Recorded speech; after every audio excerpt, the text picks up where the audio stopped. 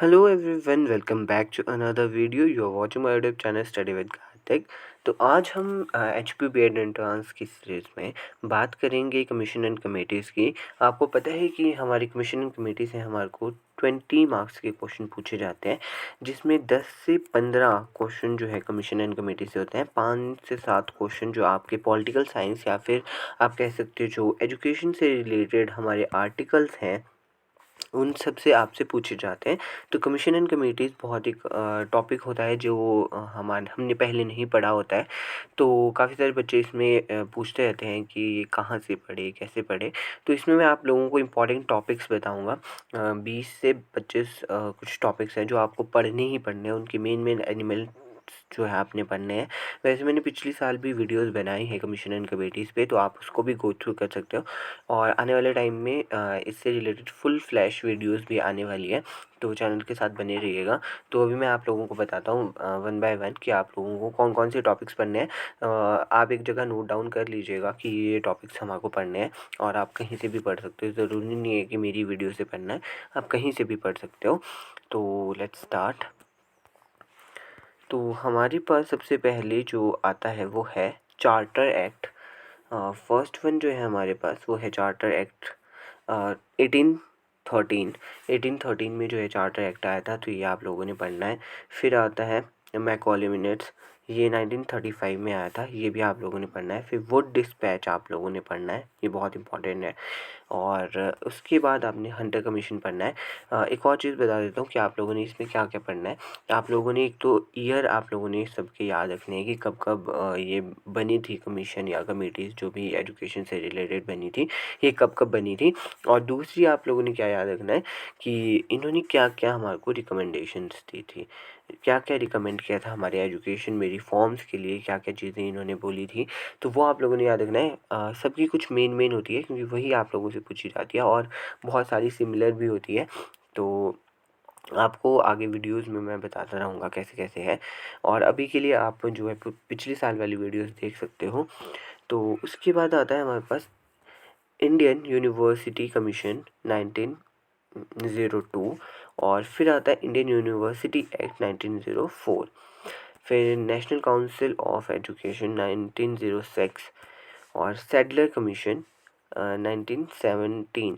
हाँ, और आप लोगों ने याद रखना है, एक और चीज़ भी याद रखनी है, जैसे कि मैंने आप लोगों को बोला कि आप लोगों ने डेट याद रखनी है, रिकमेंडेशंस याद रखनी है, और इसके कौन कौन मेंबर थे और कौन कौन इसका चेयरपर्सन थे। जैसे सैडलर था, सैडलर कमीशन का चेयरपर्सन था या चेयरमैन था, तो आप लोगों ने वो भी याद रखना है कि कौन कौन उसके चेयरमैन थे और कौन कौन उसके मेंबर्स थे, और कब इन्होंने रिपोर्ट सबमिट की थी, और रिपोर्ट का क्या नाम था। रिपोर्ट के नेम भी आप लोगों से पूछे जा सकते हैं कि स्पेसिफिकली इस कमीशन ने जो रिपोर्ट सबमिट की थी उसका क्या नाम था। ठीक है। फिर आते हैं हमारे पास Hartog committee 1929। Abbott Wood report 1937। और 1937 में ही वर्धा स्कीम ऑफ एजुकेशन आई थी, जो कि महात्मा गांधी जी ने स्टार्ट की थी 1937 में ही। इसको बेसिक एजुकेशन भी कहते हैं। तो ये आप लोगों ने थोड़ा थोड़ा पढ़ना है। और उसके बाद आता है हमारे पास सार्जेंट रिपोर्ट 1944। उसके बाद यूजीसी के बारे में आप लोगों ने पढ़ना है, यूजीसी कब से स्टार्ट हुआ था और कब इसका एक्ट बना, 1956 में एक्ट बना था। तो वो सब आप लोगों को अच्छे से पता होना चाहिए। फिर आता है हमारे पास राधे कृष्णा कमीशन। कि राधा कृष्णा कमीशन किसने बनाया था, डॉक्टर सर्वपल्ली राधाकृष्णन जी के द्वारा बनाया गया था, 1948-49 में बनाया गया था। फिर आता है मुदालियर कमीशन 1952-53 में था।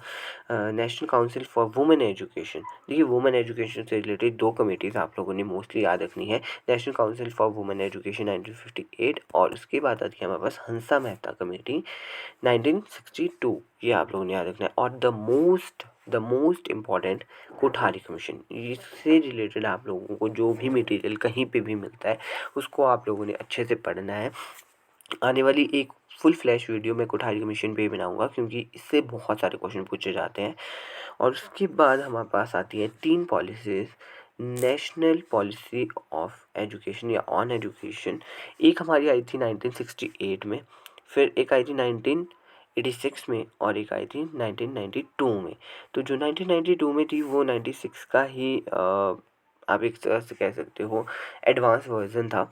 तो ये भी आप लोगों ने पढ़नी है तीनों की तीनों में की क्या-क्या रिकमेंडेशन थी। कोठारी कमीशन ने ही ये वाली रिकमेंड की थी। 1968 की जो नेशनल पॉलिसी ऑफ एजुकेशन था वो कोठारी कमीशन की रिकमेंडेशंस थी कि कैसे-कैसे होना चाहिए सब कुछ। तो ये आप लोगों ने अच्छे से पढ़ना है। इसके बाद हमारे पास 1-2 और आता है। वैसे तो बहुत सारे हैं, बहुत सारे एजुकेशन से रिलेटेड आप लोगों को कमीशन एंड कमिटीज़ मिल जाएगी, पर मैंने यहाँ पे जो इम्पोर्टेंट ही लिखी है। तो फिर आता है हमारे पास मिड डे मील, जो आपको स्कूल में जो मिड डे मील मिलता है उसकी भी एक एक्ट था और वो कब हुआ ये आप लोगों ने पढ़ना है। सर्व शिक्षा अभियान के बारे में पढ़ना है और वैसे तो बहुत सारे अभी नए इनिशिएटिव्स भी हैं। तो उसके बाद न्यू एजुकेशन पॉलिसी 2020 ये आप लोगों ने मोस्टली पढ़नी है क्योंकि इससे काफ़ी सारे क्वेश्चन पूछे जाते हैं। पिछले बार के एग्ज़ाम में भी इससे काफ़ी सारे क्वेश्चन जो है पूछे गए थे। तो ये सब है और अभी से आप लोग इसके नोट्स बनाना स्टार्ट कर दीजिए। मतलब इन डेप्थ नोट नहीं बनाने हैं, बस ऐसे की पॉइंट्स वाले नोट्स बना लीजिए ताकि आप लोगों को याद रहे।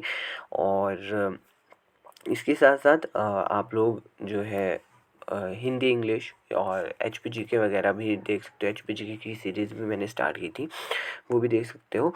और उसके बाद आप लोग जो है थोड़ा-थोड़ा सा टीचिंग एप्टीट्यूड भी पढ़ना स्टार्ट कर दीजिए। मुझे पता है कि आप लोगों को लग रहा होगा कि कहाँ से पढ़ना है, बट प्रीवियस ईयर की मेरे चैनल पे काफ़ी सारी वीडियोज़ हैं, आप उसको गो थ्रू कर सकते हो।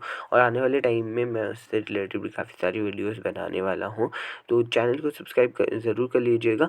और रही बात कि एग्ज़ाम की डेट कब आएगी, तो डेट आना तो अभी बहुत देर की बात है, बट विदिन 1 वीक आप लोगों की नोटिफिकेशन आ जाएगी एग्ज़ाम फिलअप करने की।